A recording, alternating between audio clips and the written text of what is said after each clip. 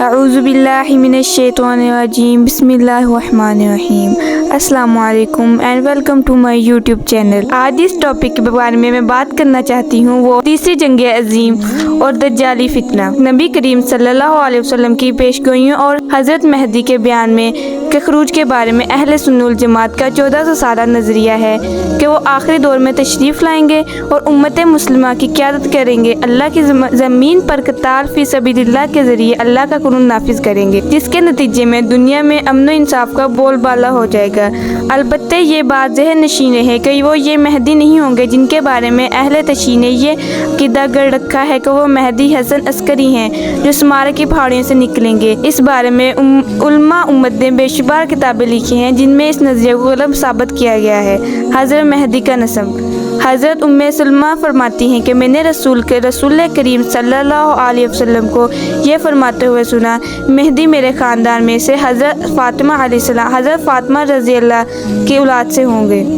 حضرت ابو اسحاق کہتے ہیں کہ حضرت علی نے اپنے صاحبزادے حضرت حسن کی طرف دیکھ کر کہا، میرا بیٹا جیسا کہ رسول کریم صلی اللہ علیہ وسلم نے اس کے بارے میں فرمایا سردار ہے، عنقریب اس سے ایک شخص پیدا ہوگا جس کا نام تمہارے نبی کے نام پر ہوگا، وہ اخلاق و عادات میں حضور صلی اللہ علیہ وسلم کے مشابہ ہوگا، ظاہری شکل و صورت میں آپ صلی اللہ علیہ وسلم کے مشابہ نہ ہوگا۔ پھر حضرت علی نے زمین و عدل و انصاف سے بھر دینے کا واقعہ بیان فرمایا۔ حضرت ابو سعید خدری رضی اللہ تعالی عنہ فرماتے ہیں کہ رسول کریم صلی اللہ علیہ وسلم نے فرمایا، مہدی میرے اولاد میں سے ہوں گے، روشن و کشادہ پیشانی اور اونچی ناک والے، وہ رائے زمین کو عدل و انصاف سے بھر دیں گے، جس طرح وہ ظلم و ستم سے بری ہوئی تھی، وہ 7 برس تک زمین پر برسر اقتدار رہیں گے۔ حضرت مہدی والد کی طرف سے حضرت حسن کی اولاد میں سے ہوں گے اور ماں کی طرف سے حضرت حسین رضی اللہ تعالی عنہ کی اولاد سے ہوں گے۔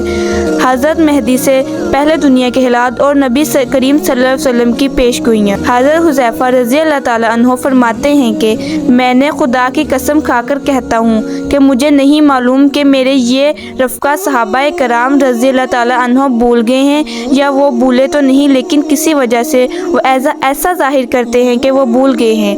خدا کی قسم رسول کریم صلی اللہ علیہ وسلم نے کسی بھی ایسے فتنہ پر دراز کو ذکر کرنے سے نہیں چھوڑا تھا جو دنیا کے ختم ہونے تک پیدا ہونے والا ہے اور جس کے ماننے والوں کی تعداد 300 یا 300 سے زیادہ ہوگی۔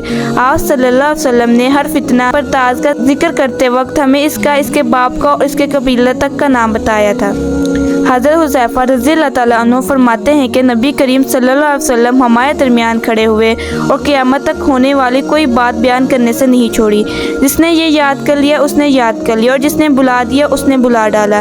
بلا شبہ یہ صحابہ رضی اللہ تعالیٰ عنہ اس کا علم رکھتے ہیں، اور یہ حالت یہ ہے کہ جب اس میں سے کوئی بات ہوتی ہے تو مجھے یاد آ جاتا ہے، جیسے کوئی آدمی کسی کو اس کی غیر حاضری میں یاد کرتا ہے اور پھر جب وہ اس کو دیکھتا ہے تو اس کو پہچان لیتا ہے۔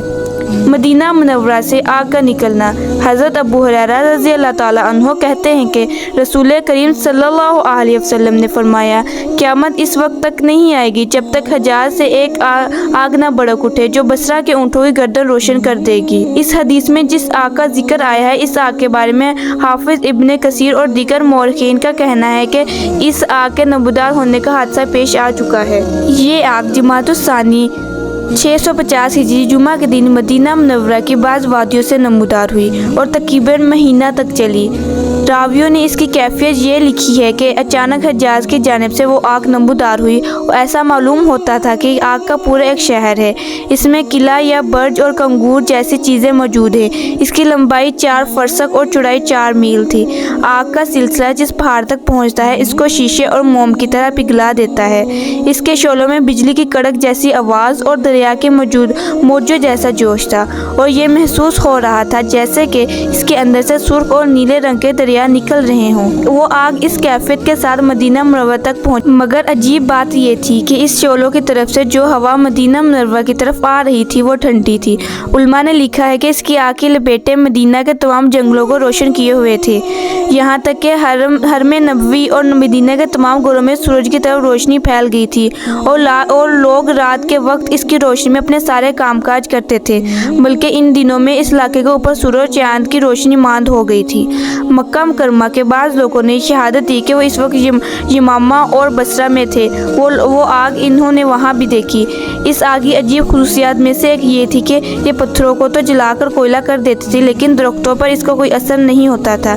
कहते हैं कि जंगल में एक बहुत बड़ा पत्थर था जिसका आधा हिस्सा हरम मदीना की हदूद में था और आधा हिस्सा हरम मदीना से बाहर था। आग ने इस आधे हिस्से को जलाकर कोयला कर दिया था जो हरम मदीना से बाहर था, मगर जब आग इस हिस्सा तक पहुंची जो हरम में था तो ठंडी पड़ गई और पत्थर का वो आधा हिस्सा बिल्कुल महफूज रहा। बसरा के लोगों ने इस बात की गवाही दी कि हमने इस रात आग की रोशनी में जो हजाज से जाहिर हो रही थी बसरा के ऊँटों की गर्दनों को रोशन देखा। सुर्ख आंधी और ज़मीन के धंस जाने का अजाब।